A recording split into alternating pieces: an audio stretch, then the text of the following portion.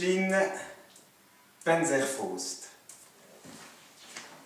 Une Suissesse reconvertie en pilier de bar. C'est tard pour boire.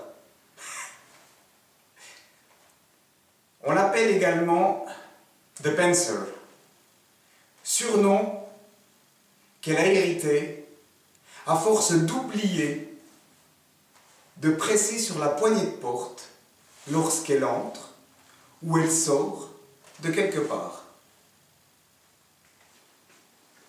En 1989, elle a déjà semé la terreur à l'intérieur d'un gang qui s'appelait le gang du Montchebe.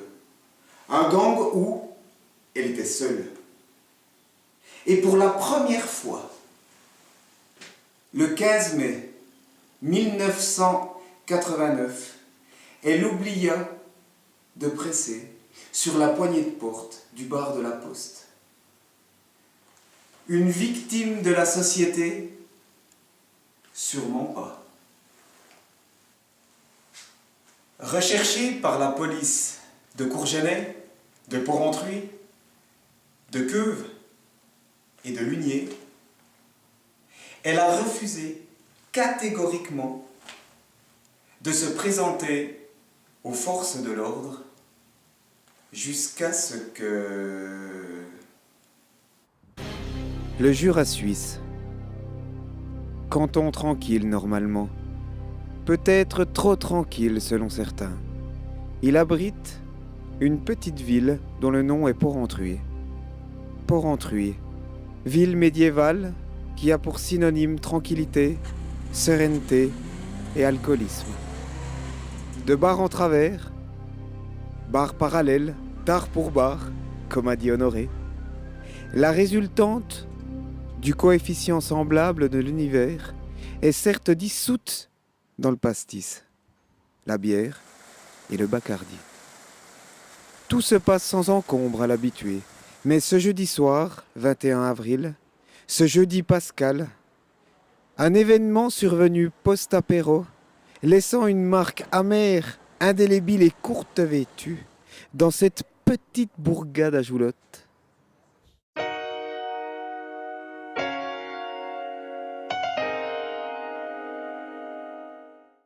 Dave Parkson. Vous vivez, vous dormez, vous travaillez, vous êtes citoyen de Porrentruy. Vous êtes marié, 6 enfants avec votre femme actuelle, 12 avec les autres. Ce soir-là, vous étiez là. Vous avez tout vu, tout vécu et vice-versa. Quelles sont les retombées psychiques quand on se retrouve dans une telle situation? Bon, déjà bonsoir. Suis-je enchanté, Honoré? Ou les deux? Alors, on est arrivé là, comme la rosée du printemps. Tout se passait bien. La soirée prenait son cours, normalement, j'oserais dire. Enfin, autant que faire se peut.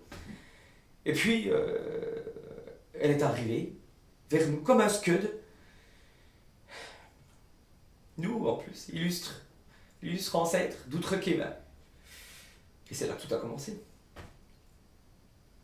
Je comprends, c'est très difficile.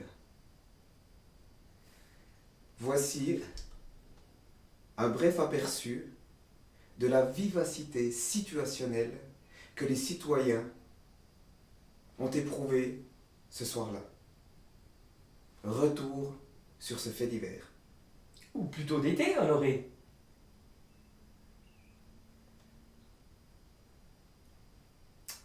Ursule Magnéto. Bravo, bravo, bravo.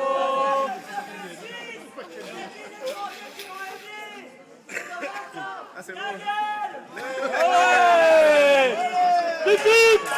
Ouais. Donc Dave, on sent cette tension. Elle est toujours présente. Maintenant, Encore maintenant, oui. Des fois elle est là, et puis des fois, pouf, elle est plus là. Mais elle revient. Elle revient la nuit, elle revient le matin, sous votre douche. Alors, sous la douche, non, mais elle revient plutôt, je dirais, en fin d'après-midi, vers les 8h du matin. C'est pas évident de gérer, comme on l'a dit tout à l'heure, c'est pas évident de gérer quelque chose. C'est des émotions qui. C'est beaucoup d'émotions, et puis on ne le voit peut-être pas sur la vidéo, mais j'ai tout fait pour arrêter cette femme. Donc, parce que j'ai un passé de gars qui faisait de films japonais, hein, donc comme ça.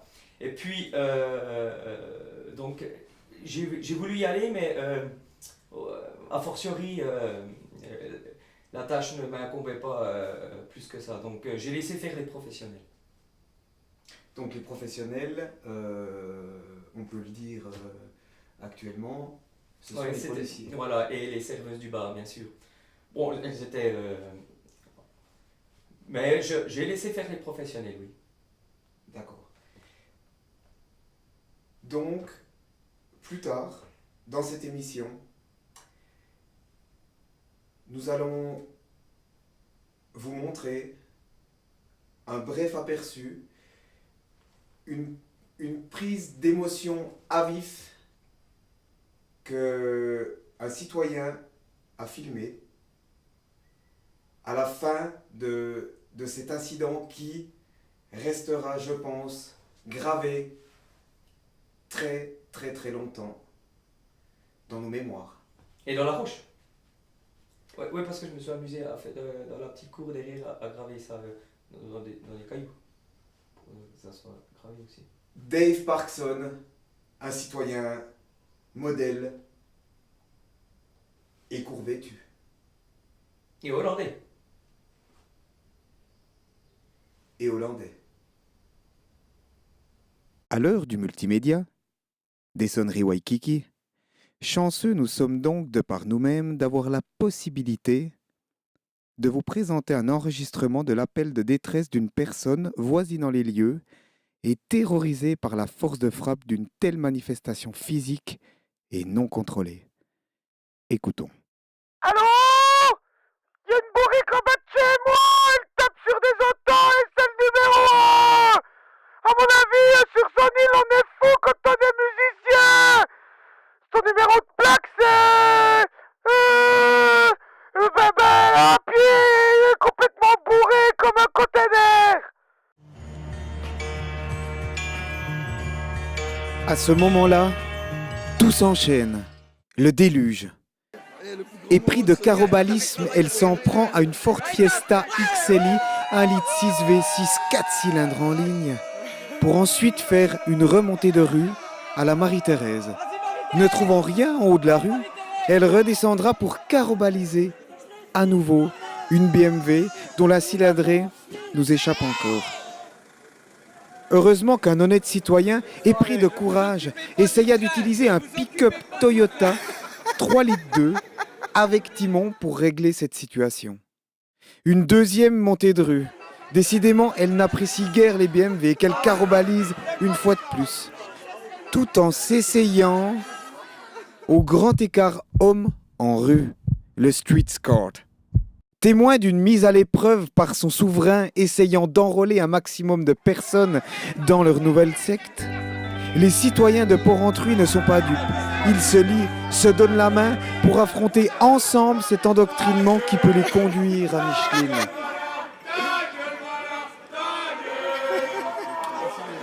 Non, mais ça suffit! Quoi? Ta gueule est malade!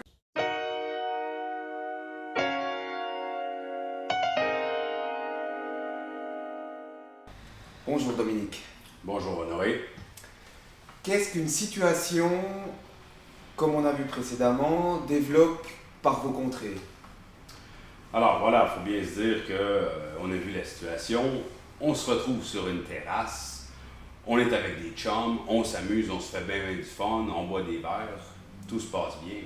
Jusqu'à ce que Une personne qui a un verre dans le nez, un verre de trop dans le nez, se lève et puis commence à se manifester. Et puis, écoutez, il ne faut pas s'étonner. La personne commence à s'énerver contre les chars. Il ne faut pas s'étonner que les bœufs ils débarquent, ils la prennent puis ils la mettent en dedans. Qu'est-ce que risque une personne incriminée comme la situation précédente? Qu'est-ce que risque cette personne de par chez vous?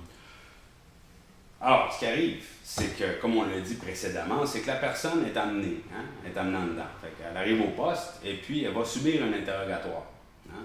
On sait très bien aussi que les techniques de torture traditionnelles ne sont pas tolérées. Donc, il faut aussi relativiser parce que toujours les techniques avec le bottin téléphonique qui ne laissent aucune trace et qui sont largement utilisées de par chez nous. Cette personne va subir un interrogatoire, comme je le disais, et puis ce qui va arriver, c'est qu'elle risque soit un Christi de gros ticket ou pourrait tout aussi bien négocier 1 ou 2 nuits en dedans. Qu'avez-vous comme moyen de contrôle? Est-ce que vous avez quelque chose pour contrôler ce qu'il a consommé? Par exemple, je ne sais pas s'il a bu de l'alcool, ou si par exemple également il s'envoyait une strasse à faire culbuter un cheval. Alors, selon tous les recherches qui ont été menées, c'est toutes des recherches non concluantes, devrais-je dire. Ce qui s'est démarqué en fait comme technique pour évaluer le taux d'alcoolémie d'une personne, c'est la technique Poitras. Alors, la technique Poitras, c'est assez simple. Une ligne blanche, la personne doit marcher sur cette ligne sans perdre l'équilibre, doit réciter soit l'alphabet ou chanter une chanson et se touchant le nez de la main droite et alternativement de la main gauche, doit parfaire son parcours sans trébucher et sans osciller. Vous avez dit chanter une chanson. Chanter une chanson de Céline Dion. Par exemple, on pourrait chanter.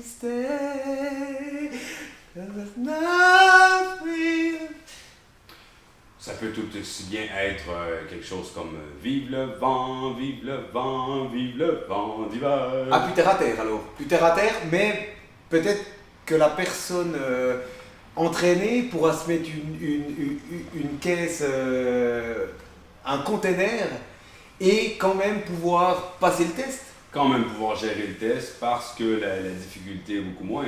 Et puis il faut se dire aussi que Céline Dion, c'est bien, mais il n'y a pas tout le monde qui connaît Céline Dion et qui chante Céline Dion.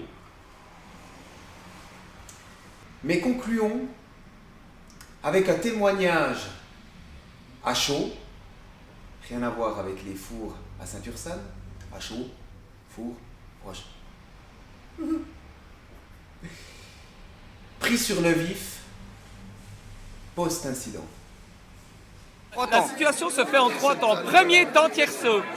La femme arrive, elle gueule sur tout le monde, on n'en a rien à foutre. Deuxième secondo par rapport à la première sio.